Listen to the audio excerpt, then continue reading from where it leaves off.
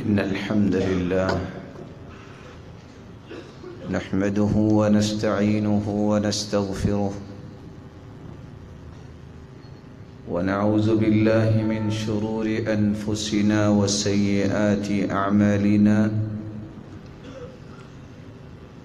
من يهده الله فلا مضل له ومن يضلل فلا هادي له وأشهد أن لا إله إلا الله وحده لا شريك له وأن محمدًا عبده ورسوله يا أيها الذين آمنوا اتقوا الله حق تقاته ولا تموتن إلا وأنتم مسلمون يا أيها الناس اتقوا ربكم الذي خلقكم من نفس واحدة وخلق منها زوجها وبث منهما رجالا كثيرا ونساء واتقوا الله الذي تساءلون به والأرحام إن الله كان عليكم رقيبا يا أيها الذين آمنوا اتقوا الله وقولوا قولا سديدا يصلح لكم أعمالكم ويغفر لكم ذنوبكم ومن يطع الله ورسوله فقد فاز فوزا عظيما أما بعد فأعوذ بالله من الشيطان الرجيم إن أريد إلا الإصلاح ما استطعت وما توفيقي إلا بالله عليه توكلت وإليه أنيب لائق التکریم سامعین مکرم، اللہ ذوالجلال ہم سب کے خالق و مالک اور رازق ہیں۔ مالک الملک نے مخلوق کی اصلاح کے لیے جہاں کتابیں نازل کی وہاں انبیاء و رسل کو مبعوث بھی کیا۔ انبیاء میں سے ایک نبی کی بات حکایت کرتے ہوئے اللہ عز و جلال فرماتے ہیں کہ اصلاح اگرچہ انبیاء کی ذمہ داری کا ایک بنیادی نقطہ ہے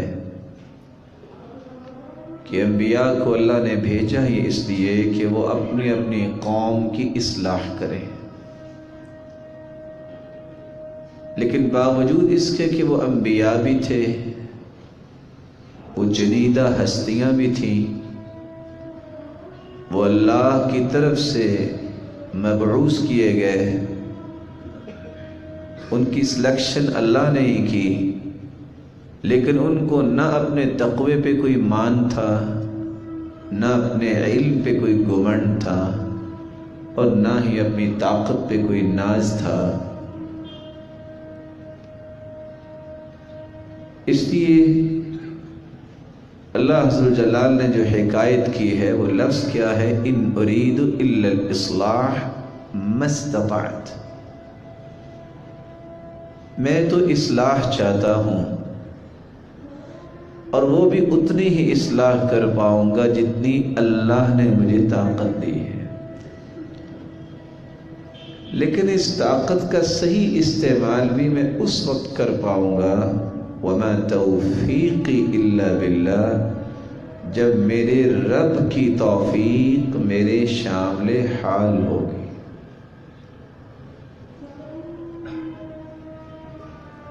آج صلاحیت ہونے کے باوجود کچھ لوگ نیکی سے محروم رہتے ہیں، قابلیت ہونے کے باوجود صراط مستقیم سے ہٹے رہتے ہیں۔ آج بہت سارا علم پڑھنے کے باوجود رب کی رحمت کا سایہ ان سے دور رہتا ہے۔ آج بہت ساری دانش کی گتھیاں سلجھانے والے بھی دین کے ان امتیازی پہلوؤں کو بھلائے رکھتے ہیں۔ اس کا سبب کیا ہے؟ اللہ ذوالجلال نے ان کو توفیق نہیں دی۔ توفیق یہ بہت بڑی نعمت کا نام ہے۔ عبداللہ ابن عمر رضی اللہ تعالیٰ عنہ کی روایت ہے سلسلہ صحیحہ میں، کم من مرید للخیر لن یصیبہ، کتنے لوگ نیکی کا ارادہ تو کرتے ہیں لیکن زندگی کی آخری سانس تک نیکی ان کے نصیب میں نہیں ہوتی۔ اس سے پتہ یہ چلا کہ انسان کا صرف ارادہ ہی کافی نہیں ہے، جب تک اللہ ذوالجلال کی توفیق نہیں ہوتی کوئی انسان نیکی نہیں کر سکتا۔ اس لیے ضروری یہ ہے کہ آج جس خطبہ جمعہ میں اور آپ یہ سمجھنے کی کوشش کریں کہ توفیق کس کو کہتے ہیں، اس بات کو جانیں کہ اللہ کی توفیق سے مراد کیا ہے، اور اس بات کو سمجھیں کون کون سی چیزیں ہیں جو مجھے اللہ کی توفیق کا مستحق بنا دیں گی، اور کون سی نشانیاں ہیں جن نشانیوں کو میں اپنے اندر پیدا کروں گا تو نتیجتاً میں اللہ کی توفیق کو لینے والا بن جاؤں گا۔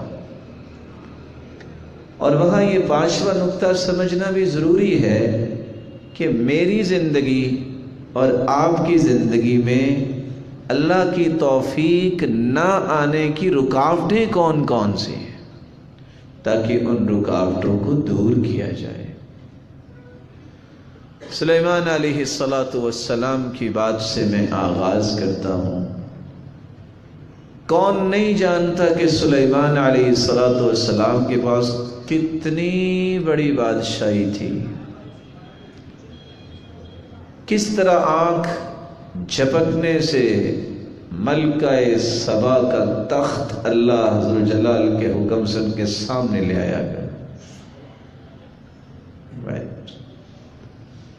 لیکن اس کے باوجود نہ ان کے اندر کوئی گھمنڈ آیا، نہ ان کے اندر کوئی فخر کی بات آئی، بلکہ انہوں نے جو لفظ استعمال کیے جس کو قرآن نے محفوظ کیا ہے کہ یہ جو اتنا بڑا مارکا ابھی سامنے ہوا ہے کہ پورے کا پورا تخت آنکھ جھپکنے سے اللہ نے سامنے پیش کر دیا ہے، ھذا من فضل ربی، یہ میرے رب کا فضل ہے۔ اور ساتھ اگلی بات جو بڑی خوبصورت کہی وہ کیا ہے، یہ فضل بھی اللہ نے کیوں کیا ہے، لیبلونی ان اشکر ام اکفر، میں اللہ کا شکر ادا کرتا ہوں کہ میں شکری کرتا ہوں، اللہ مجھے آزمانا بھی چاہتے ہیں۔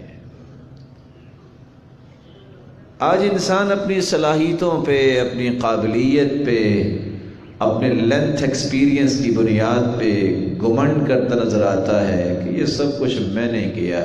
نہیں، یہ کیسی بھول ہے جب تک دور نہیں ہوتی اللہ کی توفیق کا دروازہ کھلتا ہی نہیں ہے۔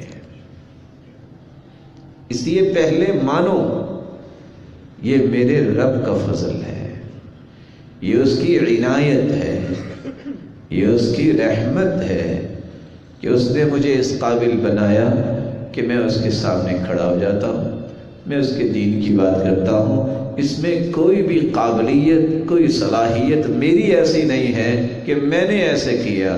یہی ایک غلط جملہ ہے جس سے انسان اپنے آپ کو توفیق سے محروم کر بیٹھتا ہے. توفیق کیا ہے؟ عربی زبان میں وفقا یوفق توفیق سے جو مراد لی جاتی ہے، کسی بھی چیز میں اللہ حضر جلال اپنے بندے کی سرپرستی کرے کہ اس کے دل میں الہام کر دے کہ میرے بندے تم نے یہ کام کرنا ہے. جہاں اس کا معنی الہام ہے وہاں اس کا معنی قریب ہونا بھی ہے، اصلاح کرنا بھی ہے، موافق ہونا بھی ہے اور موافق بنانا بھی ہے. یہاں 5 باتیں علماء نے نقل کی ہیں اہل لغت نے.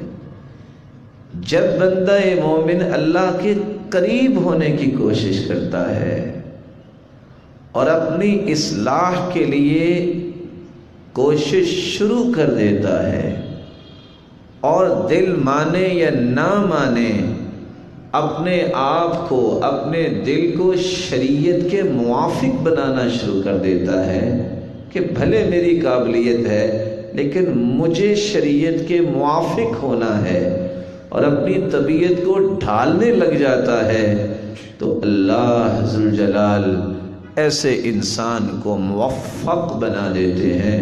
اور توفق سے مراد بھی یہ ہے کہ اس کی کوششیں ثمر آور بنتی ہیں، اس کا ہر کام خیر و برکت والا ہو جاتا ہے، اور اس کو اندازہ ہی نہیں ہوتا کہ وہ کام کیا کرتا ہے. اس کی برکتوں کو دیکھ کے دنیا حیران ہوتی ہے کہ یہ برکتیں آ کہاں سے رہی ہیں. اس لیے علماء نے ایک چھوٹا سا لفظ استعمال کیا ہے جس سے میرے اور آپ کے لیے آسانی بھی ہو جائے گی. توفیق سے مراد یہ ہے اعانۃ خاصہ من اللہ للعبد بها يضعف اثر النفس او الشیطان وتقویۃ الرغبہ فی الطاعات. اللہ کی خاص عنایت بندے پہ ہو جاتی ہے اور اللہ کی اطاعت کی انتہائی رغبت اس کے اندر پیدا ہو جاتی ہے، اور شیطان اور نفس کی شرارتیں مدھم پڑ جاتی ہیں. جب شیطان کے وسوسوں سے بچ گیا، اور شیطان سے بھی بڑا دشمن انسان کی اپنی عقل و دانش، جب اس کا زاویہ ٹیڑھا ہو جائے، وہ اپنی سوچ کو شریعت سمجھنے لگ جائے، تو پھر اللہ کی توفیق نہیں آتی. جب تک یہ دونوں قوتیں پامال نہیں انسان کرتا، اپنے پاؤں تلے روندتا نہیں ہے، رب تعالیٰ کی توفیق نہیں آتی. اسی لیے امام ابن القیم رحمۃ اللہ علیہ کہا کرتے تھے کہ علماء نے اس بات پہ اتفاق کیا ہے کہ اصل توفیق سے مراد یہ ہے کہ اللہ بندے کی خود رہنمائی کرتے ہیں، اس کو اس کے سپرد نہیں کرتے. کیونکہ جس بندے کو اللہ اس کے سپرد کر دیں وہ ذلیل ہو جاتا ہے. اس کی تو طاقت ہی نہیں ہے شیطان سے بچنے کی، اس کی تو طاقت نہیں ہے صحیح بات کرنے کی. اللہ ذو الجلال جس کی رہنمائی کرے، اس کی سرپرستی اس طرح کرے، اس کو کہتے ہیں معیت خاصہ. ایک ہوتی ہے معیت عامہ، اللہ کا علم ہر بندے کے ساتھ، اس کی قدرت ہر بندے کے ساتھ. لیکن معیت خاصہ سے مراد یہ ہے وہ اللہ کی خصوصی رحمت کے نیچے ہے. اس کے ہاتھ صحیح کام کے لیے اٹھتے ہیں، اس کے قدم نیکی کی طرف اٹھتے ہیں، اس کی سوچ کے دھارے اللہ کی رضا کو چاہنے کے لیے بنتے ہیں. اس کی زبان بولتی ہے تو خیر کی بات بولتی ہے.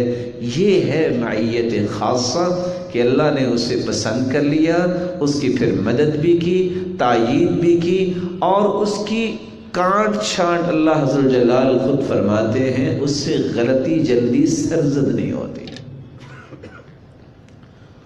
اور اگر کوئی منہ پلک رہ جائے تو رب تعالیٰ اس کے ذکر و اذکار اور عبادات کی وجہ سے ساتھ ساتھ دھلائی کرتے رہتے ہیں، اور وہ پاکیزہ ہی رہتا ہے. رسول اللہ صلی اللہ علیہ وآلہ وسلم نے اس لیے اس توفیق کو ایک لفظ استعمال کیا، استعمال کرنا۔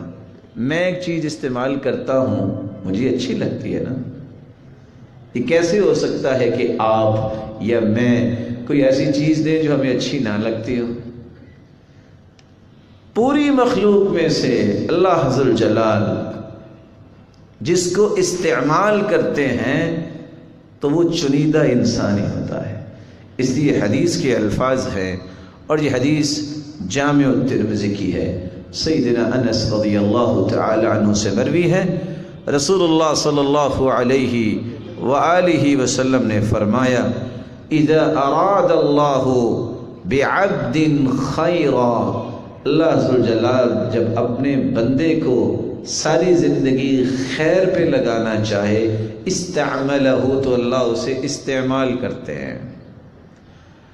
استعملہ، جہاں استعمال کرتے ہیں وہاں اس کو ذمہ دار بنا دیتے ہیں۔ ایک ذمہ داری ہوتی ہے رعایا کی، قوم کی، ایک ذمہ داری ہے وہ سب سے بڑا ذمہ دار اپنے نفس کا بن گیا ہے۔ رسول اللہ صلی اللہ علیہ وسلم کے صحابہ کو بڑی خوشی ہوئی کہ اللہ ذو الجلال جسے پسند کر لیں اسے استعمال کرتے ہیں۔ استعمال کا کیا معنی ہے؟ صحابہ نے سوال کر دیا، یا رسول اللہ صلی اللہ علیہ وسلم وکیف یستعمل، اللہ ذو الجلال استعمال کیسے کرتے ہیں؟ تو اللہ ذو الجلال کے پیارے پیغمبر نے فرمایا یوفقہ لعمل صالح قبل الموت، موت سے پہلے پہلے نیک عمل کی جس کو توفیق مل جائے اس کو اللہ نے استعمال کیا ہے۔ اس لیے عون بن عبداللہ بیان کیا کرتے تھے کہ جب تک انسان کی نیت میں خلل رہتا ہے توفیق قریب نہیں آتی۔ نیت کو صاف کرنا، نیت کو اچھا کرنا اور اللہ کی رضا اس کے اندر بھرنا، یہ توفیق کی پہلی سیڑھی ہے۔ اور رسول اللہ صلی اللہ علیہ وسلم نے ایک مثال دی ہے، اگر اس مثال کو سمجھا جائے تو نیت کے بارے میں وہ طویل بحث سمجھ آ جاتی ہے جو علماء بیان کیا کرتے ہیں۔ حدیث کے الفاظ ہیں انما الاعمال کالوعاء، بندے کے اعمال ایک برتن نما ہے۔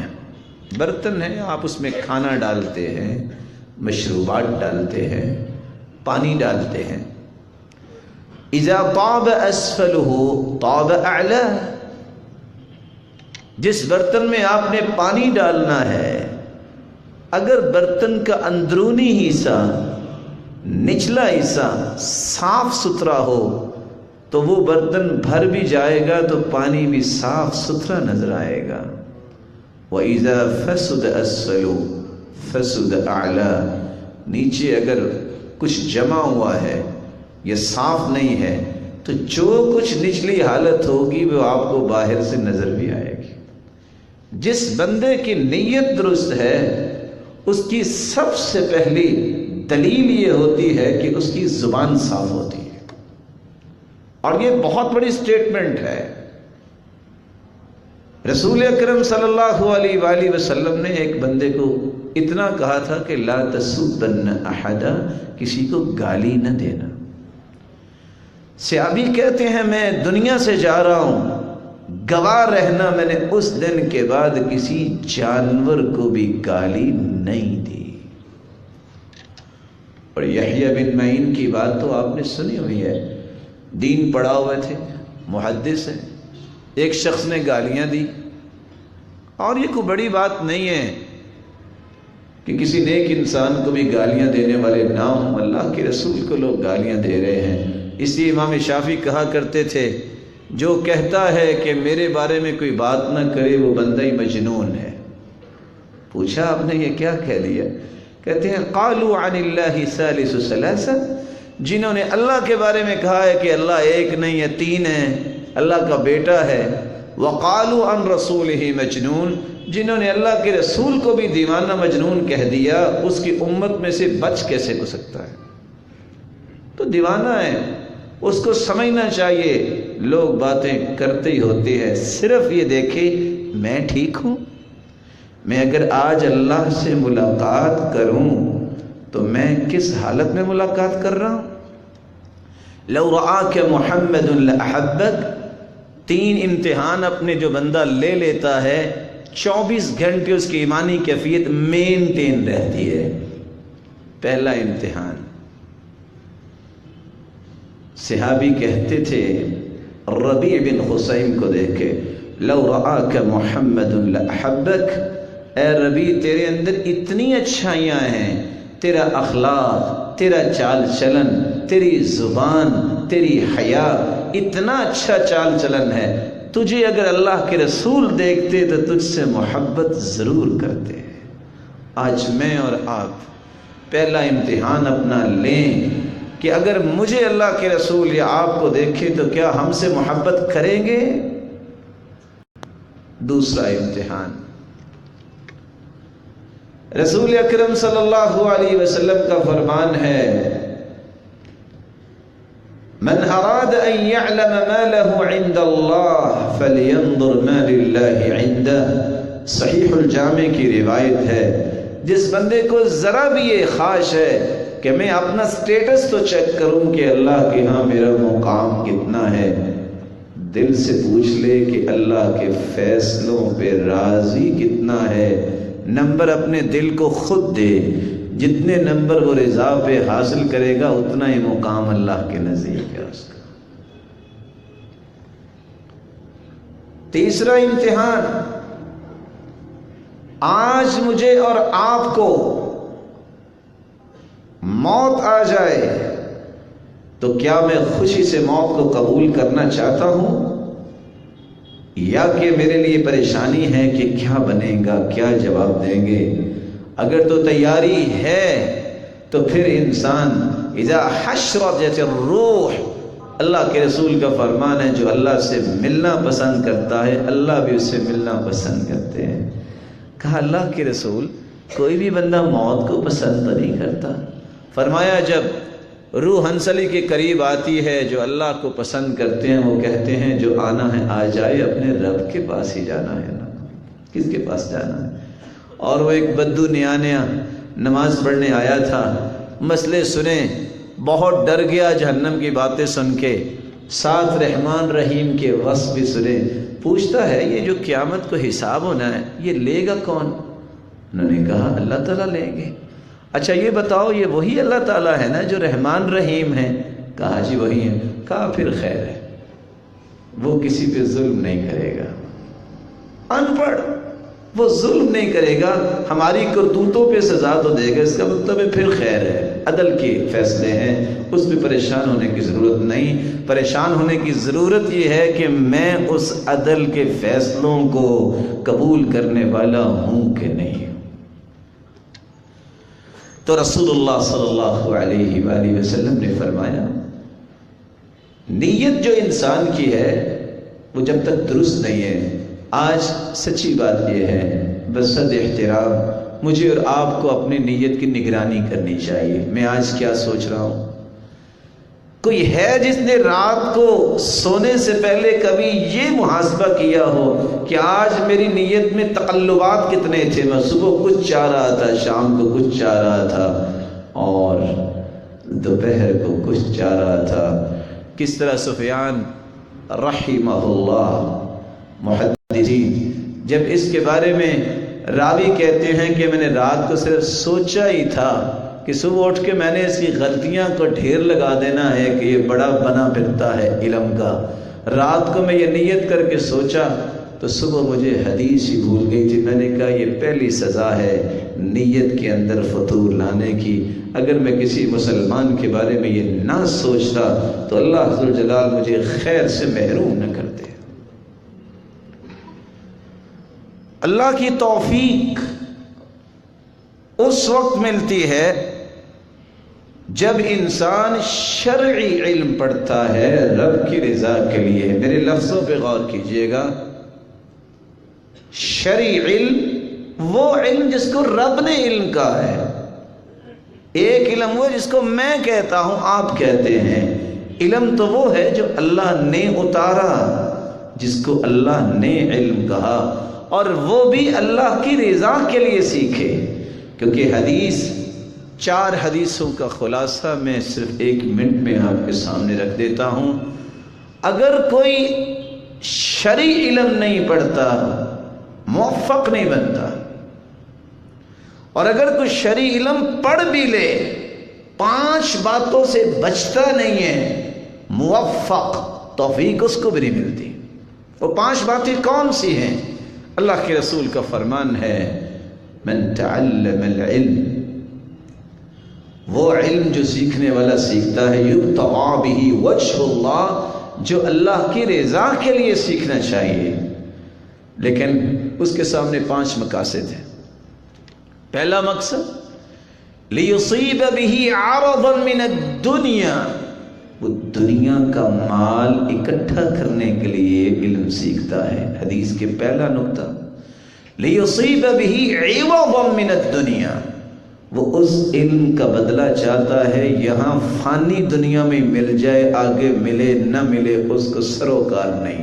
دوسرا نقطہ، لیماری به السفہاء، وہ اس لیے سیکھ رہا ہے کہ کل کو کسی مجلس میں کوئی بات ہوتی ہے تو میری بات کا بھی کوئی روح بن جائے، میں بھی بے وقوفوں سے ڈیبیٹ کرنے والا بن جاؤں۔ چوتھا نقطہ، لیماری به لیباہی به العلماء، کہ میں بھی کل کو علماء کی صف میں بیٹھوں، لوگ مجھے بھی کہیں کیا کمال کا علم ہے اس کے پاس۔ 5ویں بات، لیصرف به وجوہ الناس، لوگوں کو اپنی طرف ان کی توجہ مبذول کروانے کے لیے، اپنا مرید بنانے کے لیے، اپنا پیروکار بنانے کے لیے وہ علم سیکھتا ہے۔ حدیث کے الفاظ ہیں فَإِلَى النَّارِ، یہ جہنم کی طرف ہی جا رہا ہے۔ اس کو توفیق کیسے ملے گی؟ اس لیے ایک بات یاد رکھیے گا، کتنے ایسے اس وقت بھی ہیں جن کے پاس بہت تھوڑا علم ہے، لیکن رب تعالیٰ نے توفیق دی، اتنا کام اللہ حضر جلال نے ان سے لیا ہے کہ پی ایچ ڈی کرنے والے بیچارے سوچ نہیں سکتے کہ کام ہوتا کیا ہے۔ ڈگریوں کا کنسیڈر کرنا یہ دنیا کی باتیں ہیں، رب تعالیٰ کے نزدیک سب سے بڑی ڈگری انسان کا دل ہے۔ اس دل میں بستا کیا ہے؟ لوگ مردم شماری تو کرواتے ہیں کہ ابھی وقت آ گیا الیکشن کا، اگر کہیں دلوں کی مردم شماری ہو تو کیا کچھ نکلے گا۔ اس لیے علم شرعی جو نہیں سیکھتا اور جو اس سے محبت نہیں کرتا، وہ محبت اہلہ، اور صحیح علم والوں سے جو محبت نہیں کرتا، علماء سے، توفیق اس کو بھی نہیں ملتی، توفیق اس کو بھی نہیں ملتی۔ بیماری جو ہوتی ہے اس کے لیے اطباء، ڈاکٹرز کے پاس جانا پڑتا ہے۔ اگر آپ کو کسی طبیب اور ڈاکٹر پہ اعتماد ہی نہیں ہے، اس کی دوائی اثر کیسے کرے گی؟ اسی لیے تو اللہ کے رسول کا احسان ہے ساری امت پہ، یعنی بعض باتیں انسان سوچتا ہے کہ میرے رب کی کتنی رحمتیں ہیں کہ اپنے پیغمبر کے ذریعے راستہ بتا دیا کہ کوئی نیا دن چڑھنا ہی نہیں چاہیے۔ آپ کی زبان سے نماز پڑھنے کے بعد ہر روز جو دعا نکلنی چاہیے وہ اللہ کے رسول نے سکھائی ہے، اللہم انی اسألک علما نافعا ورزقا طیبا وعملا متقبلا، یا اللہ مجھے علم وہ دے جو نفع والا علم ہے۔ جس بندے کو اپنا ہی نفع نہیں ہے، ہر وقت وہی پریشان ہے، اس کا علم کیا ہے؟ اور یہاں ایک جوڑ ہے، علم نافع، پاکیزہ رزق، مقبول عمل۔ یاد رکھنا، جس کا علم نفع مند نہیں ہے وہ حلال و حرام کی تمیز نہیں کرے گا، وہ حلال و حرام کی تمیز نہیں کرتا۔ رزقا طیبا، پاکیزہ رزق اسی شخص کے ہاں پسندیدہ ہوگا جس کا علم نفع مند ہے، وعملا متقبلا، اور رب تعالیٰ بھی عمل وہی قبول کرتے ہیں جو پاکیزہ مال کھانے والے کریں، جن کی نیتیں اچھی ہوں اور ان کے پاس بصیرت دین کی ہوتی ہے۔ اللہ عز و جلال یہ سب کو انعام نصیب فرمائے۔ اس لیے حدیث میں آتا ہے کہ سب سے بہترین وہ ہے من طال عمرہ وحسن عملہ، جس کی عمر تو لمبی ہو لیکن کام بھی اچھے ہوں، اور سب سے برا وہ ہے جس کی عمر تو لمبی ہے لیکن کام اچھے نہیں ہیں۔ نو ڈاؤٹ شہادت سے بڑھ کے کوئی درجہ نہیں ہے، شہادت سے بڑھ کے کوئی درجہ نہیں۔ صحابی شہید ہو گئے، اگلے سال اس کے بھائی فوت ہو گئے۔ میری اور آپ کی کامن سینس سے کہتی ہے کہ شہید کے درجے پہ یہ کیسے پہنچ سکتے ہیں، یہی کہتی ہے نا، لیکن شریعت سے پوچھیے کہ وہ کیا کہتی ہے۔ لوگ دعا کر رہے ہیں اللہم الحقہ بأخی، اللہ اس کو بھی اس کے شہید بھائی کے ساتھ ملا دے۔ اللہ کے رسول نے فرمایا نہیں۔ کیا ہوا؟ فرمایا جو 1 سال یہ زندہ رہا ہے، اس نے جو نیکیاں کی ہے، لما بینہما، ان دونوں کے درجے میں اتنا فرق ہے جتنا مشرق و مغرب کا زمین و آسمان کا فرق ہے۔ شہید سے اس کا درجہ اتنا 1 سال میں بلند ہو گیا ہے۔ یہ وہ باٹم لائن ہے جس کو آج مسلمان نہیں سمجھتے، اور بعض نوجوان اٹھتے ہیں کیا کہتے ہیں، دعائی کر دے پھر ہم شہید ہو جائیں۔ شہادت یہ بہت سعادت کا درجہ ہے، یہ کام سے فرار کی راہ نہیں ہے۔ پھر سمجھیے، جس بندے سے کام نہ ہو رہا اور کام کرنا نہ چاہتا ہو، یا اس کی منمانی سے کام نہ ہو رہا ہو، وہ کہتا ہے چلو پھر شہید ہو جاتے۔ شہادت تو کچھ کر کے انسان کو لینی چاہیے، اور یہ اللہ کے فیصلے ہیں، یہ بھی منہج سمجھیے۔ ساری زندگی خالد بن ولید نے شہادت کی دعا کی، لیکن چارپائی پہ فوت ہوئے۔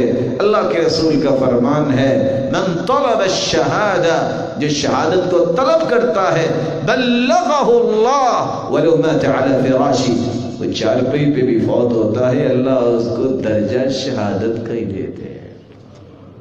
نیت ہونی چاہیے۔ سیدنا عمر نے جب دعا کی تو بیٹی پوچھتی ہیں مدینے میں آپ کو شہادت کی دعا کر رہے ہیں، یہ کیسے ہوگا؟ کہا میں نے رب سے دعا کی ہے، یہ فیصلے میرے رب نے کرنے ہیں، نہ میں نے کرنے ہیں نہ آپ نے کرنے ہیں، وہ زیادہ جانتا ہے۔ اللہ نے ان کو شہید کیا۔ اس لیے شرعی علم سیکھنے کی خواہش رکھا کریں، اور شرعی علم کا نام ہے صرف 2 ہی نام ہے، یا قرآن اس کا نام ہے یا حدیث اس کا نام ہے۔ باقی ساری کی ساری چیزیں بسط احترام میری زندگی کو دھکا لگانے کے لیے یا اسٹیٹس تھوڑا سا بڑھانے کے لیے تو بہت کام دیتی ہیں۔ ہاں اگر قرآن و حدیث انسان سیکھ لے، پھر وہ بھی سیکھے، تو پھر انسان جو ہے اور ترقیاں بھی کر سکتا ہے۔ اس کی باٹم لائن قرآن و حدیث ہونی چاہیے۔ باقی فن ہیں جتنے بھی آپ سیکھ لیں، اس سے تقرب الہی نہیں ملتا، تقرب الہی قرآن حدیث سے ملتا ہے۔ چوتھا کام جس سے انسان کو اللہ کی توفیق ملتی ہے، جب تک اس کا لقمہ حلال نہیں ہے، بھول جائیے میرے بھائیوں، بھول جائیے کہ اگر حرام کھائیں اور اللہ کی توفیق ملے، یہ نہیں ہو سکتا۔ میرے اور آپ کے ضابطے اور قاعدے بنائے ہوئے اصول بدلے جا سکتے ہیں، ان میں کمی ہو سکتی ہے، اس میں خلل اور نقص ہو سکتا ہے، میرے رب کے فیصلوں میں کوئی خلل نہیں ہے۔ اور میں یہ بات پہلے بھی آپ کی خدمت میں گزارش کر چکا ہوں، صرف ایک حدیث بات بیان کر کے یہ بات سمجھانا چاہوں گا، ذرا غور سے سنیے گا۔ حدیث میں آتا ہے رسول اکرم صلی اللہ علیہ وسلم نے فرمایا، ایک بندہ سفر پہ نکلتا ہے، یطیل السفر، نقطے میرے ساتھ ذرا ذہن میں رکھیے گا، سفر لمبا کرتا ہے، پہلا نقطہ۔ اشعث اغبر، بال بکھرے ہوئے ہیں، پراگندہ حال ہے، دوسرا نقطہ۔ یرفع یدی، اپنے ہاتھوں کو آسمان کی طرف اٹھاتا ہے، تیسرا نقطہ۔ یا رب یا رب یہ لفظ بولتا ہے اے میرے رب، اے میرے رب۔ 4 کام کیے، ان 4 کاموں کو سمجھیے۔ حدیث میں آتا ہے کہ جو شخص سفر کرتا ہے، حرام کا سفر نہ ہو، سفر کرتا ہے، دعوت المسافر لا ترد، مسافر کی دعا رد نہیں ہوتی۔ پہلا نقطہ۔ بال بکھرے ہوئے ہیں، پراگندہ حال ہے، حدیث میں آتا ہے رب اشعث اغبر مدفوع بالباب لو اقسم علی اللہ لابرہ۔ کتنے سادہ سے انسان ہوتے ہیں، پراگندہ حال ہیں، لیکن اللہ کے ہاں اتنے پیارے ہوتے ہیں، وہ اللہ پہ قسم ڈال دے تو اللہ ان کی قسم پوری کر دیتے ہیں۔ کسی کے دروازے پہ جائے تو لوگ تو دھکے دیتے ہیں، لیکن اللہ کے اوپر قسم ڈال دے تو اللہ قسم پوری کر دیتے ہیں۔ تیسرا نقطہ، ہاتھ اٹھانا۔ حدیث میں آتا ہے ان ربکم حیی کریم یستحیی من عبدہ اذا رفع یدیہ الیہ ان یردہما صفرا خائبتین۔ جب بندہ ہاتھ اٹھا لیتا ہے سچی توبہ کے لیے، گناہ بندے نے کیا ہوتا ہے، حیا میرے رب کو آتی ہے کہ میں اس اپنے بندے کے ہاتھ خالی کیسے واپس لوٹا دوں، میں کیسے واپس لوٹا دوں۔ چوتھی بات، یا رب، یا رب کہتا ہے۔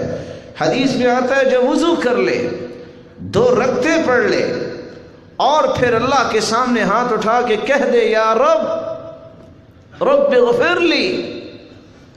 اللہ 2 باتیں وہاں اپنے پیغمبر سے کہلوا رہے ہیں۔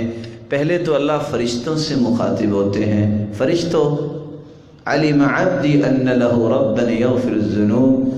آج میرے بندے کو یقین ہو گیا ہے کہ اس کا کوئی رب بھی ہے جو بخشنے والا ہے، تم گواہ بن جاؤ۔ میرے بندے تو نے کہہ دیا نا مجھے معاف کر دے، اعمل ما شئت فقد غفر لک، جاؤ جو کچھ تو نے گناہ کیے ہیں میں نے تجھے معاف کر دیے۔ یہ 4 کام صحیح مسلم کی روایت بتاتی ہے، لیکن آگے مسئلہ کیا ہے؟ وَمَطْعَمُهُ حَرَامٌ، کھانا اس کا حرام کا ہے، وَمَشْرَبُهُ حرام، پینا اس کا حرام کا ہے، وَمَلْبَسُهُ حرام، اس کا لباس حرام کا ہے، وَغُذِّيَ بِالْحَرام، اس کی غذا حرام کی ہے۔ حدیث آخر میں کیا کہتی ہے؟ فَأَنَّا يُسْتَجَابُ لِذَلِكَ، اس کی دعا قبول کیسے ہوگی؟ اس کی تو دعا قبول نہیں ہوتی، اس کی بقیہ عبادتیں کیسے قبول ہوں گی؟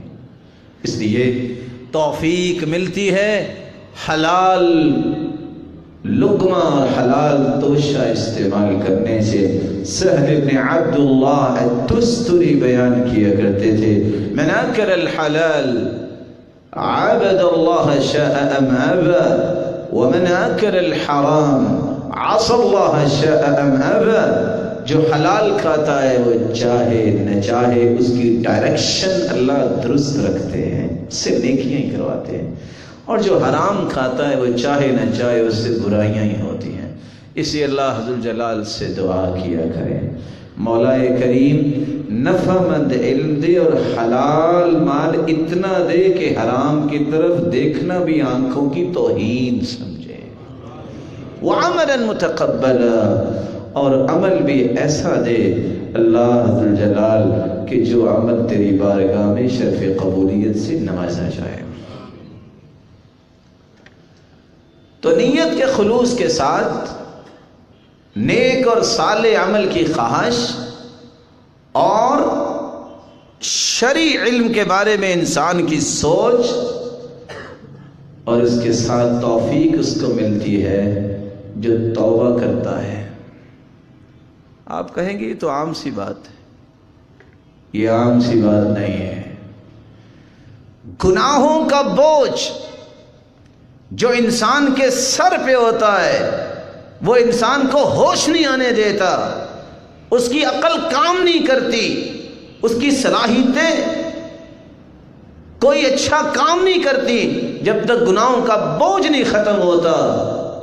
سوچنے کی بات ہے، وہ سرتاج رسول صلی اللہ علیہ وسلم اللہ کے پیارے پیغمبر جن کا گناہ ہی کوئی نہیں، اشرف الخلق، پوری کائنات سے اعلیٰ، وہ کہتے ہیں میں ہر روز 100 مرتبہ استغفار کرتا ہوں، انہو لیغان علی قلبی، میرے دل پہ پردہ سا آ جاتا ہے۔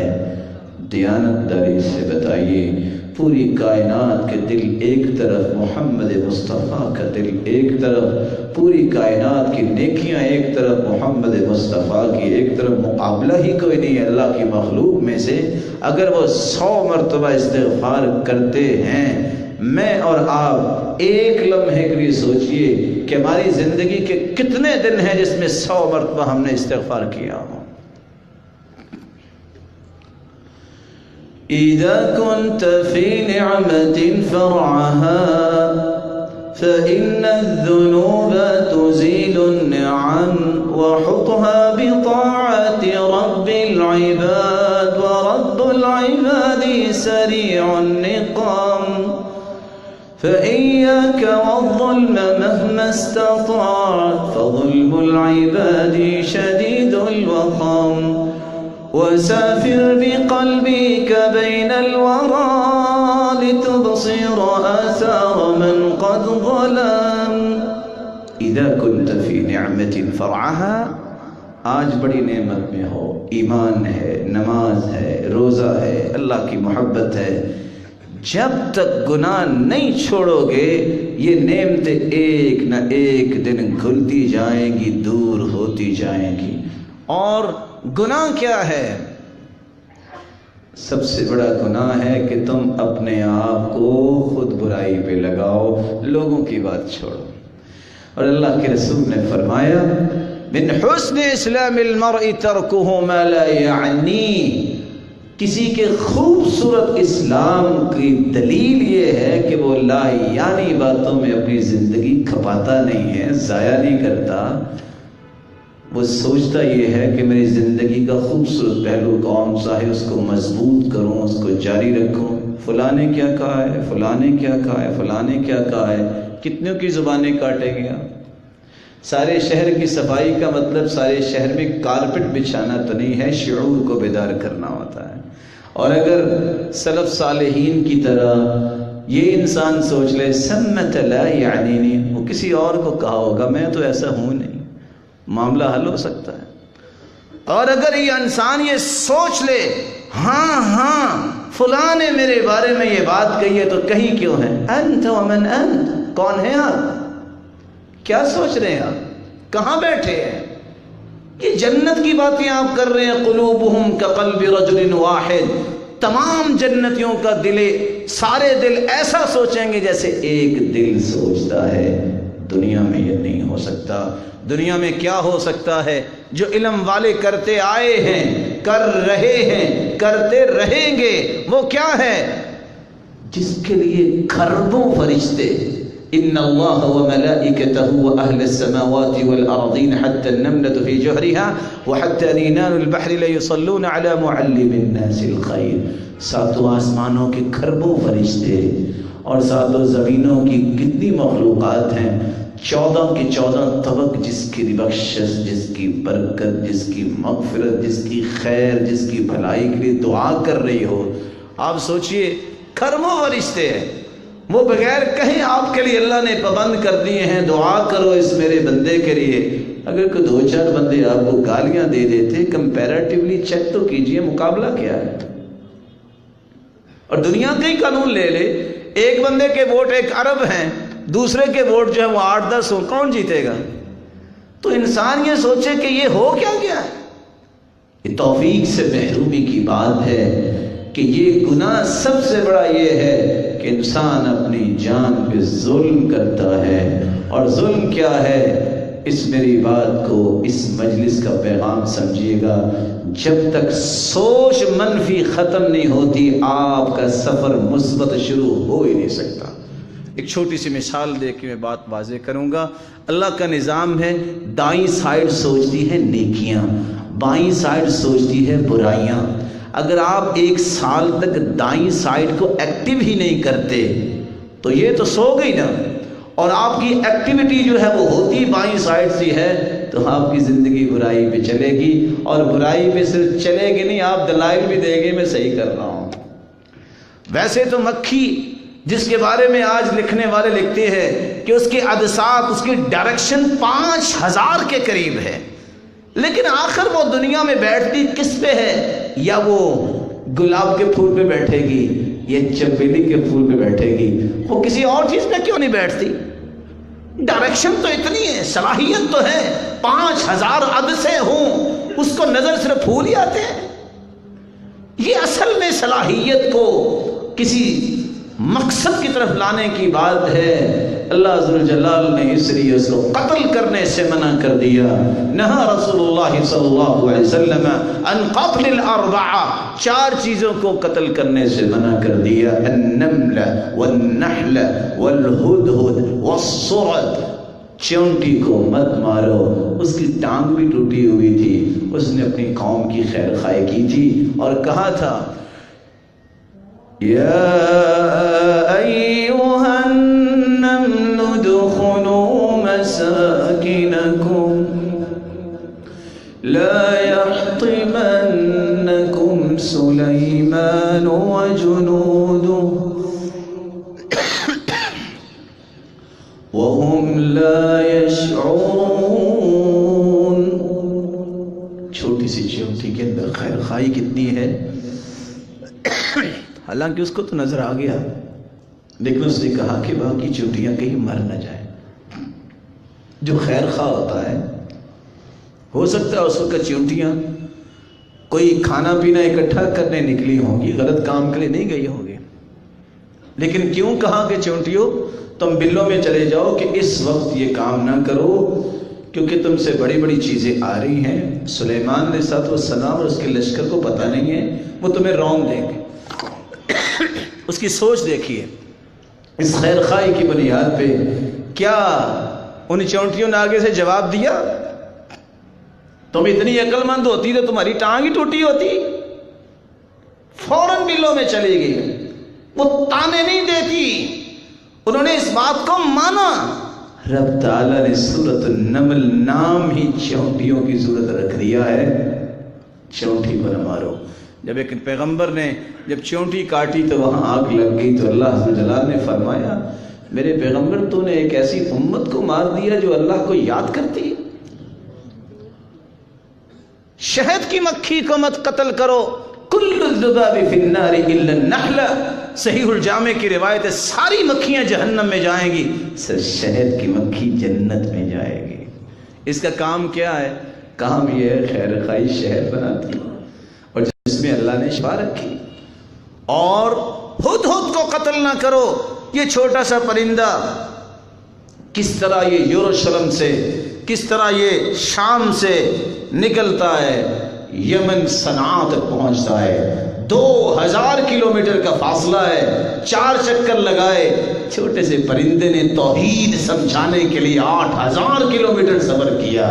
کیوں کیا؟ دیکھا کہ وہاں عورت کی پوجا کر رہے ہیں، سورج کی پوجا کر رہے ہیں، عورت کو اپنا ذمہ دار بنائے بیٹھے ہیں۔ اللہ ذوالجلال نے اس خیر خواہی کی بنیاد پہ، اور ویسے بھی یہ اپاچی ہوتا تھا، اللہ نے اس کو اتنی نظر تیز دی ہے، یہ زمین کے نیچے بھی بیان کرنے والے بیان کرتے ہیں پانی کو دیکھ لیتا ہے۔ تو یہ لشکر کے ساتھ ہوتا، جہاں یہ کہتا وہاں پڑاؤ ڈالا جاتا کہ پانی یہاں ہے۔ کسی نے عبداللہ بن عباس سے پوچھ لیا کہ یہ آپ نے بات کر دی ہے، تو جب اس کو تیر لگتا ہے تو اس کو نظر کیوں نہیں آتا؟ تو عبداللہ بن عباس نے کہا یہی بات سمجھنے والی ہے، اذا حضر الاجل عمی البصر، جب موت آ جائے تو آنکھیں اندھی ہو جاتی ہیں۔ یہ صلاحیتیں تو اس وقت ہے جب تک اللہ چاہتے ہیں، جب اللہ نہ چاہے تو پھر صلاحیتیں کیا کام کرتی ہیں۔ اور سرخ، یہ سرخ رنگ کی دم والا یہ پرندہ چھوٹے چھوٹے حشرات کو بچاتا ہے، مینڈک نہ کھا لیں، یہ بھی خیر خواہ ہے، اس لیے اس کو مارنے سے منع کر دیا۔ آج فینومینا یہ ہے کہ جو عقل کی بات کرے گا، دانش کی بات کرے گا، سمجھائے گا، کہیں کہ یہ تو ایسے یہ تو کہتے ہی رہتے ہیں، ان کو کام جو کوئی نہیں، ہمیں کو ترقی کرنے دیں۔ لوگ ترقی کر رہے ہیں اور ان کو ابھی یہی اللہ جی تہجد پڑھو، وہ کام ہے، لوگ چاند پہ پہنچ گئے، یہ ابھی کہتے ہیں جی نماز تو بندی سے پڑھیں، اچھا کاروبار اب فنا کر دیں، لو ان کو تو پتہ ہی نہیں ہے، ان کو پتہ تو تب ہو نا جب ان کو نقصان ہوتا نظر آئے۔ اللہ ذوالجلال سب کے نقصان پورے فرمائے۔ وہ ہم تو خواہش بھی نہیں کرتے، اللہ کی قسم دعا ہی کرتے ہیں مالک الملک کسی مسلمان تاجر کو نقصان نہ ہو۔ یہ جتنے مضبوط ہوں گے اسلام بلند ہوگا، اور مسلمان ہیں تو ان کی خوشی کو اپنی خوشی سمجھنا چاہیے۔ اور ویسے بھی اسلام کا چونکہ قانون ہے، قیامت کا دن ہوگا، آخر نور کے ممبروں پہ جس نے بیٹھنا ہے وہی ہوں گے جو تاجر سچ بولنے والے ہیں۔ اللہ ہم سب کو ایسا بنائے۔ رسول اکرم صلی اللہ علیہ وآلہ وسلم کی اگلی بات جو ہے وہ بھی سمجھنے والی ہے۔ توفیق ملتی ہے انسان کو اچھی صحبت سے۔ جب انسان نیکوں کا ساتھ اختیار کرتا ہے تو رب کی توفیق ملتی ہے۔ سوچا کرتے تھے کہ سفیان نے یہ کیسے کہہ دیا؟ سفیان کہتے ہیں میں اپنے اساتذہ سے ملتا ہوں، 1 مہینہ تک میری صحت پہ اثر رہتا ہے، نیکی کا غلبہ رہتا ہے کہ میں نیک لوگوں کے پاس بیٹھا ہوں۔ اور فیصلہ دیکھیے، 99 لوگوں کا قاتل پھر 100 کا قاتل، اور اللہ عز و جلال نے ایک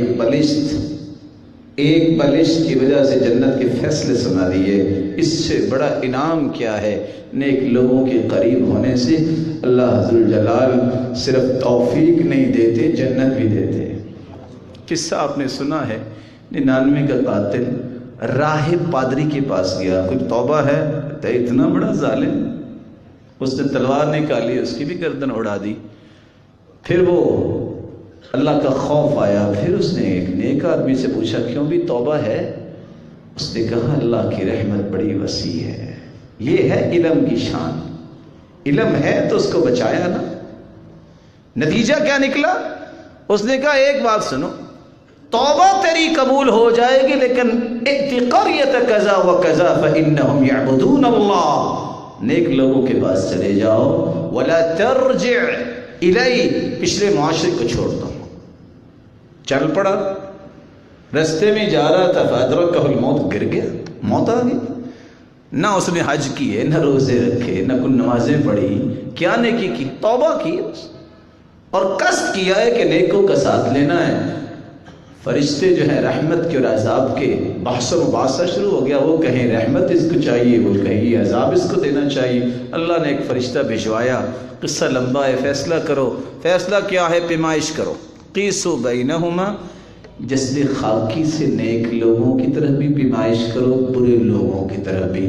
پیمائش کی گئی تو صرف ایک بلشت نیک لوگوں کی طرف اس کا جسد خاکی تھا، اللہ نے فیصلہ کر دیا یہ جنتی ہے۔ کہاں گئے کہ نہ اس نے کوئی پی ایچ ڈی کی، نہ اس نے کوئی ڈگریاں لی۔ رب تعالیٰ کے سامنے سب سے بڑی ڈگری دل کی ڈگری ہے کہ اس میں اللہ کی محبت سے سرشار ہے، یہ اللہ کے فیصلوں پہ راضی ہے، اس کے اندر صرف ایک ہی ہے، میرے رب نے جو کچھ کرنا ہے دنیا کی کوئی کائنات کا کوئی فرد کچھ نہیں کر سکتا۔ اس لیے اچھے لوگوں کا ساتھ، اس سے انسان کے لیے توفیق کی راہیں کھلتی ہے، انسان کے لیے توفیق کے دروازے کھلتے ہیں۔ اور اچھے دوست کی مثال بھی یہی اللہ کے رسول نے بیان کی ہے، جیسے کستوری والا ہے، کستوری خریدنے جاؤ جب بھی خوشبو آ گئی، اس نے گفٹ کر دیا تب بھی خوشبو آ گئی، تھوڑی دیر پاس بیٹھے تب بھی خوشبو آ گئی۔ نیک بندے کے پاس جاؤ گے وہ تمہیں مسئلہ سمجھا دے گا، پھر بھی سمجھ آ گئی دین کی، پوچھ لو گے پھر بھی سمجھ آ گئی، پاس بیٹھو گے تو اللہ کی رحمت کے سائے تلے بیٹھو گے۔ صحبتكم فازددت نورا وبهجة ومن يصحب الطيب المعطر يعبق، اس لیے کہنے والے کہتے ہیں جب سے تیرا ساتھ ملا ہے، ایک عالم کو کہہ رہے ہیں میرے اندر نور اور روشنی عجیب ہو گئی ہے۔ ومن يصحب الطيب المعطر يعبق، اور یہ کیسے ہو سکتا ہے کہ نور اور روشنی اور خوشبو کے ساتھ کو رہتا ہو اور اس کو روشنی اور خوشبوئیں ملے نا، یہ کیسے ہو سکتا ہے؟ اللہ ذوالجلال ہم سب کو یہ کام کرنے کی توفیق عطا فرمائے اور ہمیں ان لوگوں کی سب میں شامل فرمائے جن کو اللہ توفیق دیتے ہیں۔ وآخر دعوانا الحمدللہ رب العالمین۔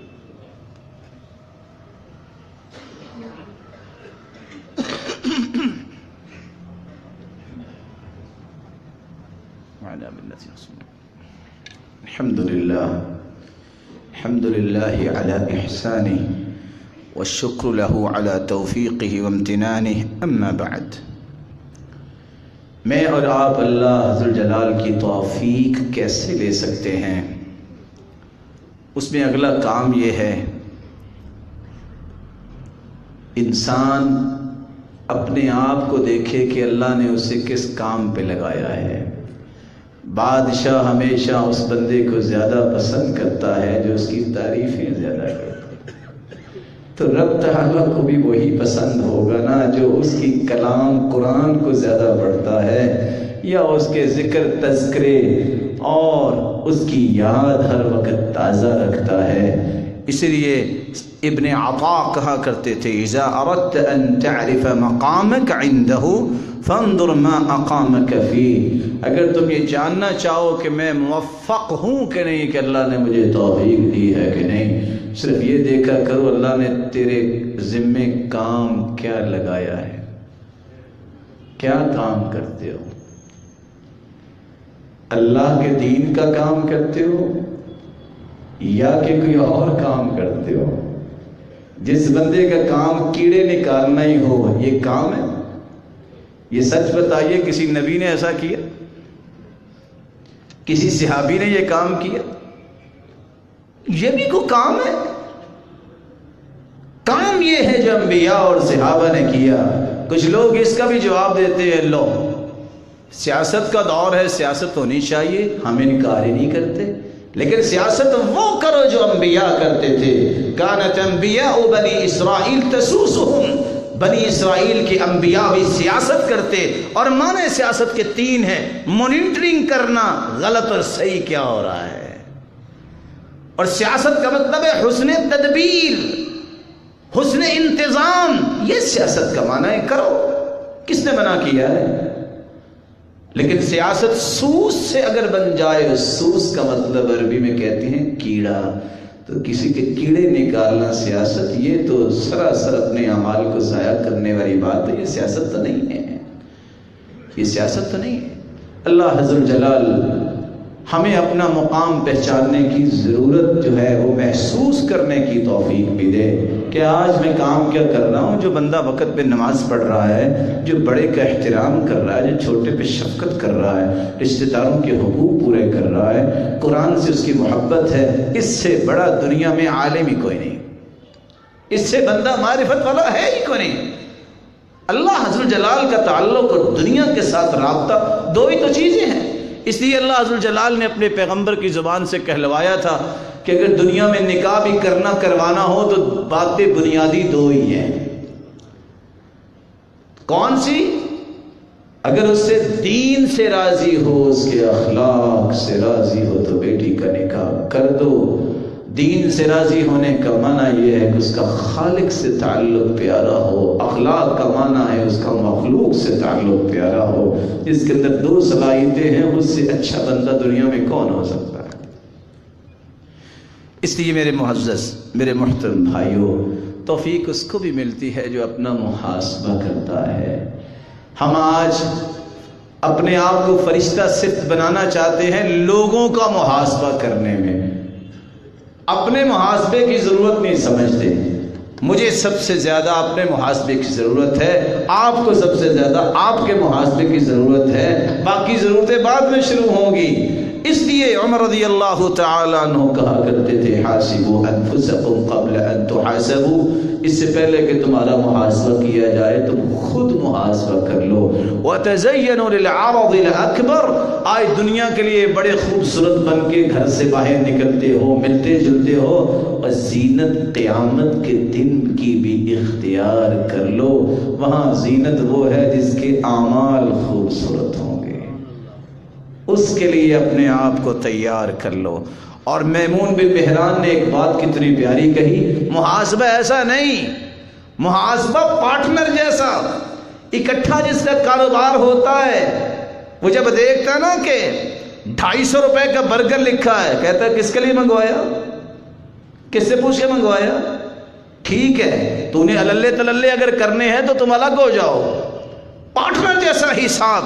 میمون بن مہران کہتے ہیں لا یکون العبد تقیا حتی یحاسب نفسہ یحاسب الشریک، اپنے نفس سے حساب جب تک وہ اس طرح نہیں لیتا جس طرح اپنے پارٹنر سے نہیں لیتا، اس وقت تک وہ صحیح تقوی والا بنتا بھی نہیں ہے۔ پوچھے نا اپنے آپ سے یہ کیا کر رہے ہو، یہ کس دلیل کی روشنی میں کر رہے ہو، تیرا حق کیا پہنچتا ہے تو کسی کو یہ بات کرے؟ جب اللہ کے رسول نے فرمایا طوبی لمن شغلہ عیوبہ عن عیوب الآخرین، جو لوگوں کے عیبوں میں مشغول نہیں ہوتا اپنے عیبوں میں مشغول رہتا ہے، اللہ قیامت کے دن جنت میں طوبہ اس کو دیں گے، 100 سال تک گھوڑا دوڑاتے رہیے اس کی چھاؤں کو ختم ہی نہیں کر سکو۔ لوگوں کی خیر خواہی، اس سے بھی اللہ تعالیٰ توفیق کے دروازے کھولتے ہیں۔ حدیث کے الفاظ ہے، جب اللہ کے رسول سے پوچھا گیا کہ سب سے پیارا کون ہے اللہ کے نزدیک، تو آپ نے 2 موٹے اصول بیان کیے۔ احب العباد الی اللہ انفعهم للناس، سب سے زیادہ محبوب اللہ کے وہ ہے جو لوگوں کو جتنا زیادہ نفع دے اتنے اللہ کے وہ زیادہ پیارے ہیں۔ ساتھ پھر کچھ باتیں بیان کر دی، اچھا یہ افضل بندہ بننے کے لیے افضل کام بھی کرنے پڑیں گے، کوئی کام کی تفصیل آپ نے تفصیل بیان کر دی۔ فرمایا محبوب کام جس سے انسان محبوب بنتا ہے، سرور تدخلہ علی قلب مسلم، کسی کے دل میں خوشی پیدا کر دو، یہ بہت بڑا کام ہے۔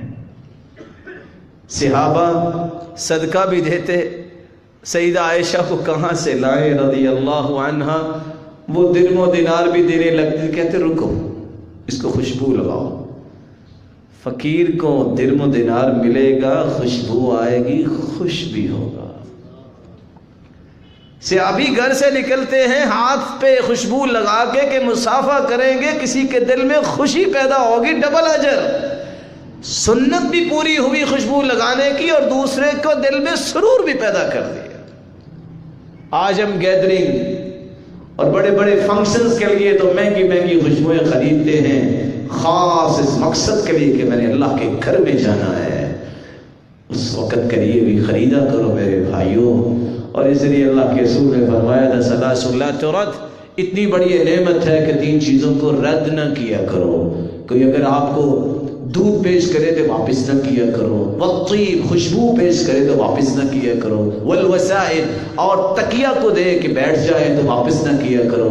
اور دوسری روایت کے الفاظ ہے من عرض علیہ ریحان فلا یردہ، کسی کو پھول کو پیش کرتا ہے تو اس کو رد نہ کرے، شرط یہ کہ فتنے کا پھول نہ ہو، کہیں اس سے کوئی غلط مفہوم نہ لے جائے۔ فإنه خفیف المحمل طیب الرائحہ، اس کی خوشبو بھی اچھی اور اٹھانے میں بھی ہلکا ہے۔ اللہ کے رسول نے خوشبو کے بارے میں اتنی بڑی بات کہہ دی۔ تو یہاں حدیث کے الفاظ کیا ہیں؟ او تکشف عنہ کربہ، دوسرا محبوب عمل، کوئی کسی تکلیف میں ہے تو اس کی تکلیف دور کر دو، تطرد عنہ جوعا، بھوک لگی ہے تو کھانا کھلا دو، او تقضی عنہ دینا، کوئی مقروض ہے تو اس کا قرضہ دور کر دو۔ اور 2 فائدے بتا دیے۔ جس دن کوئی سایہ نہیں ہوگا، جو کسی کے ساتھ جا کے اس کا کام کروا دیتا ہے اس کو اللہ عرش کا سایہ دے دے گی، اور جو بندہ کسی کا قرض معاف کر دیتا ہے یا قرض اتار دیتا ہے، جس دن قدم اکھڑ رہے ہوں گے تو اس کا اللہ قدم جنت میں جما دیں گے۔ اللہ عز و جلال ہم سب کو توفیق سے نوازے۔ میں آخری بات کر کے بات کو ختم کرنا چاہوں گا۔ رسول اکرم صلی اللہ علیہ وسلم کے صحابہ کی ایک خواہش سن لیں اور میں اور آپ اپنی خواہشیں چیک کر لیں۔ بار بار صحابی اللہ کے رسول کے پاس آ کے کہتے ہیں یا رسول اللہ صلی اللہ علیہ وسلم ایک بات سمجھائیے جو مجھے بہت تکلیف دے رہی ہے، احزنتنی، اس نے مجھے غمگین کر رکھا ہے، اسقمتنی، میں بیمار ہو چکا ہوں، اسہرتنی، مجھے نیند نہیں آتی، چین نہیں آتا۔ میرے صحابی بات کیا ہے؟ اللہ کے رسول اتنا بتا دیجئے، میں جہنم سے کیسے بچ سکتا ہوں، میں جنت میں کیسے جا سکتا ہوں؟ سب سے بڑی تکلیف، سب سے بڑی بیماری، سب سے بڑا رنج جو انسان کی زندگی میں ہو، جہنم سے کیسے بچ سکتا ہوں؟ میں آگ سے کیسے بچ سکتا ہوں، میں جنت میں کیسے جا سکتا ہوں؟ تو رسول اللہ صلی اللہ علیہ وآلہ وسلم نے اپنے صحابی کو ذکر بھی بتائے اور فرمایا کہ شرک نہ کرنا، توحید کو قائم رکھنا، نماز میں کبھی بھی سستی نہ کرنا، زکوٰۃ دینا، اور ساتھ فرمایا رشتہ داروں کے ساتھ اچھا سلوک کرنا اور برتاؤ کرنا۔ میرے معزز اور محترم بھائیوں، اللہ ذوالجلال سے دعا بھی کرنی چاہیے، اور 6 رکاوٹیں ذہن میں بٹھا کے لائے گا کہ جب یہ رکاوٹیں آ جائیں تو بندے کو توفیق نہیں ملتی، یہ بیریل ہیں توفیق کے سامنے۔ سب سے پہلی رکاوٹ شقیق بن ابراہیم بیان کرتے ہیں، اشتغالہم بالنعمہ عن شکرہا، جس کو اللہ نے حسن دیا، مال دیا، صلاحیت دی، طاقت دی، تو ہونا تو یہ چاہیے پہلے رب کا شکر کرے۔ وہ اس پہ ناز کرتے کرتے کرتے موت تک پہنچ جاتا ہے، شکر نہیں کرتا۔ تو جو نعمت کے بعد شکر نہیں کرتا، اس نے اپنی توفیق کے سامنے بیریئر لگا لیے۔ دوسری بات، وَرَغْبَتْهُمْ بِالْعِلْمِ وَتَرْكُهُمُ الْعَمَلِ، کچھ لوگوں کی خواہش ہوتی ہے بس چونکہ دنیا میں ایک رنگ ہے، دنیا میں ایک ترنگ ہے، اور کچھ تو کہتے ہیں بس یہ ٹریڈیشنز ہیں، کیا کریں، بچے کو او لیول تو کروانا ہی چاہیے، اے لیول تو کروانا ہی چاہیے۔ ہم کہتے ہیں بہت چھوٹی بات کی بچوں کو پی ایچ ڈی کروانی چاہیے، لیکن اس سے پہلے جو بڑا ہے اس پہ عمل کروانا چاہیے۔ فرق صرف اتنا ہے۔ رسول اکرم صلی اللہ علیہ وسلم کا دین بھی ہمیں یہ بتاتا ہے، اور میں جو بات نقل کر رہا ہوں، کب توفیق سے محرومی ہوتی ہے؟ دوسرا کام، بندہ بس پڑھائی پہ لگا ہوا ہے، عمل کی طرف توجہ نہیں دے رہا۔ اور تیسری رکاوٹ، المسارعۃ الی الذنب وتاخیر التوبہ، گناہ جو ہے اس کی طرف جلدی اور توبہ کی طرف جلدی نہیں ہے۔ گناہ کیا ہے جس کی طرف اشارہ میں کرنا چاہتا ہوں؟ اگر اللہ آپ سب کو سلامت رکھے، آپ کسی بندے کو کہیں بھی جھوٹ بولو، کتنے گھنٹے بول سکتا ہے؟ کیا خیال ہے؟ کوئی بندہ 8 گھنٹے مسلسل بول سکتا ہے جھوٹ؟ تھک جائے گا نا، جھوٹ ختم ہو جائیں گے۔ کسی کو کہا جائے لکھو جھوٹ، قلم بھی ٹوٹ جائے گی، سیاہی ختم ہو جائے گی، ہاتھ بھی تھک جائے گا۔ یہ لمیٹڈ گناہ ہے، جس کی سوچ میں آ جائے برائی، ایاکم والظن فإن الظن اکذب الحدیث، بدگمانیوں سے بچ جاؤ، بدگمانی سب سے بڑا جھوٹ ہے۔ اس لیے محدثین کہا کرتے تھے جس کے دماغ میں بدگمانی سوار ہو جائے یہ 24 گھنٹے کا مجرم بن جاتا ہے، سویا بھی اس کو خواب ایسے ہی آتے ہیں، وہ ہر وقت گناہ میں ہے، کلمیں ٹوٹ جاتی ہیں، زبانیں تھک جاتی ہیں، لیکن سوچ کا جو جھوٹ ہے، جو بدگمانی ہے، یہ ختم نہیں ہوتا۔ اس لیے ایک سٹیٹمنٹ سلف کی سن لیجئے، بدگمان اور بد زبان زندگی کے آخری سانس تک چین نہیں لے سکتا۔ جو بدگمان ہے، بدگمانی رب کے بارے میں ہو جائے دہریہ بن جاتا ہے، بیوی کے بارے میں، خامد کے بارے میں ہو جائے تو علیحدہ ہو جاتا ہے، بدگمان رشتہ داروں کے بارے میں ہو جائے زندگی اکیلا گزارتا ہے، بدگمان نہ ہوئے کسی کے بارے میں۔ اور چوتھی بات، الاغترار بصحبۃ الصالحین وترک الاقتداء بافعالہم۔ پرانا زمانہ تھا، کچھ لوگوں نے پڑھا ہوتا تھا تو وہ کیا کرتے، فوراً ڈگریاں لے آتے کہ میں نے یہ پڑھا ہے۔ آج ایک نئی مصیبت آ گئی ہے، جس کو ملنے جاؤ وہ البم لے آتا ہے کہ میں فلاں سے بھی ملا تھا، میرا فلاں سے بھی تعلق ہے، فوٹو اتار لے، سیلفی بنوا لے، پتہ نہیں یہ کہاں سے شوق آ گیا، اور اس کا مقصد کیا ہے ہمیں تو آج تک اس کا مقصد سمجھ میں نہیں آیا۔ اور یہی بات وہ کہہ رہے ہیں کہ توفیق کیوں نہیں ملتی؟ دعویٰ ہو کہ میرا نیکوں سے تعلق ہے، لیکن نیکوں کی نیکیاں کرنے کی خواہش نہیں ہے، نیکوں کی نیکیاں وہ پسند نہیں ہے، صرف ان کی صحبت کے لیے اپنے آپ کو بتانا کہ میرا بھی تعلق ہے۔ پانچویں بات، دنیا اور آخرت دو راستے ہیں۔ جو بندہ یہ فیصلہ کر لیتا ہے چلتے چلتے دنیا اور آخرت کا مقابلہ جہاں آ جائے وہاں آخرت کے معاملے کو ہرا دے، دنیا کو جتوا دے، سمجھ لے وہ توفیق سے محروم ہو گیا۔ کیسے؟ ایک طرف نماز کے لیے اللہ اکبر ہو گئی، دوسری طرف دکان ہے، اللہ اکبر کئی دکان بند نہیں کی، یہ توفیق کس سے مانگنا چاہتا ہے؟ یہ توفیق کس سے مانگنا چاہتا ہے؟ اللہ اکبر کا مطلب اللہ اکبر ہے، اللہ سب سے بڑا ہے، دکان سے بھی بڑا ہے، دوست سے بھی بڑا ہے، کاروبار سے بھی بڑا ہے۔ کچھ لوگ کہتے ہیں کیا کریں جی، کسٹمر تو واپس چلے جائیں گے۔ آپ زندگی کے پہلے تاجر نہیں میرے معزز، میرے محترم، تم سے پہلے بھی تاجر گزرے ہیں۔ وہ عبد الرحمن بن عوف بھی تاجر تھے، وہ عثمان بھی تاجر تھے، اور نہ ہی زندگی کے آپ آخری تاجر ہیں کہ آپ کے بعد کسی نے تجارت کرنی نہیں ہے، بعد میں بھی تاجر آئیں گے، ہو سکتا ہے ہم میں سے کروڑ درجہ اچھے آ جائے۔ اس لیے جو آخرت کو مقدم کرتا ہے اللہ عز و جلال اس کے لیے توفیق کے دروازے کھول دیتے ہیں۔ رسول اللہ صلی اللہ علیہ وسلم دعا بھی کیا کرتے تھے کہ اللہ ہمیں توفیق سے نوازے، اور دعا یہ تھی اللہم انی اسألک فعل الخیرات، اللہ مجھے کام وہ کرنے کی توفیق دے جس کو نیکی کے کام کہتے ہیں، وترک المنکرات، اللہ برائیوں سے مجھے بچا، وحب المساکین، مسکینوں کی محبت عطا فرما، وَإِذَا أَرَدْتَ بِعِبَادِكَ فِتْنَةً فَاقْبِضْنِي إِلَيْكَ غَيْرَ مَفْتُونٍ، اللہ جب لوگوں میں کوئی فتنہ آنے والا ہو تو مجھے فتنے سے بچا کے اپنے پاس بلا لینا۔ اور اللہ کے رسول صلی اللہ علیہ وسلم یہ دعا کیا کرتے اللہم انی اسألک من الخیر کلی، اللہ 1 2 4 10 100 خیریں نہیں مانگتا، میں ساری خیریں تجھ سے ہی مانگتا ہوں، اور یہ بھی نہیں عاجلی و آجلی، اللہ جو تو پسند کرتا ہے جلدی دینا وہ جلدی دے دے، جو کچھ دیر بعد دینی ہے اس وقت دے دے، کیونکہ تو زیادہ جانتا ہے کہ میری ضرورت کب کیا ہے اور کیسے ہے، میں اتنا نہیں جانتا، میرے مالک تو زیادہ جانتا ہے۔